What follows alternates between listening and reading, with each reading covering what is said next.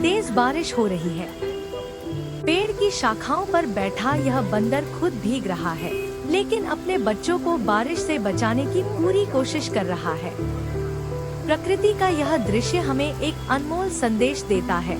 माता पिता का प्यार और सुरक्षा का भाव हर जीव में होता है।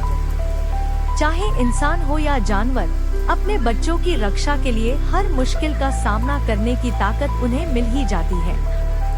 बारिश की इन बूंदों के बीच दिखता यह स्नेह, ममता और जिम्मेदारी का अद्भुत उदाहरण है।